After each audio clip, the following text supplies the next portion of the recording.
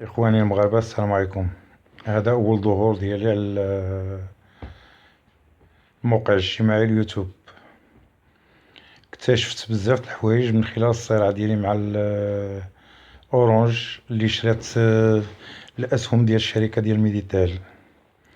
من خلال الدردشة اللي كتم بيني وبين المستخدمين ديال الشركة، اكتشفت بزاف د الحوايج. أولا، هاد الشركة كتخدم في الظل، ما كتعطيناش أدلة كتابية ولا رسائل نصية. كتقطع الانترنت الوقت اللي بغات، كتطلقها الوقت اللي بغات، والناس اللي كيتشكاو ليها كيتصلوا بالسوندر دابيل، وهاد السوندر دابيل كيحاول يمص الشكايات ديال المواطنين، كيحاول يحل البعض منها اللي هو سهل، والبعض كيتظاهروا بانهم راه حقا راه غيقضيوه فيما بعد.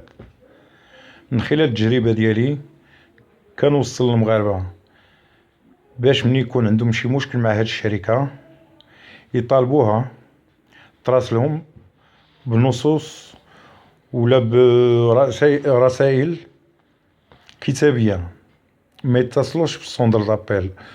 ولا اتصلوا بالسوندر دابيل يحاولوا ما امكن يسجلوا تا هما المكالمات، وراه كاين دي زابليكاسيون خاصة بهاد الامور.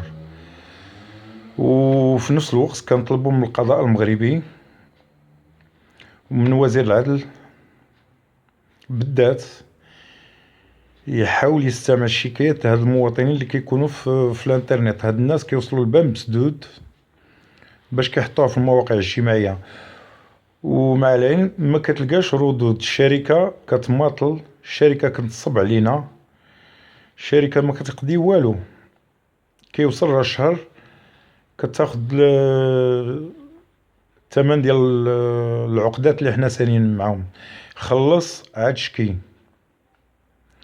كنطلبوا من وزير العدل خاصة باش يتدخل ويفصل بيننا وبين هاد الشركة. هاد الشركة اللي كتعيش في الظل، ما كتحاولش تخلي تعطيك شي بروف عليها. كنتصلوا بالتليفون كتحدث انت والشخص ما كتعرفش، كتهضر مع طراحة الفران ولا كوميسير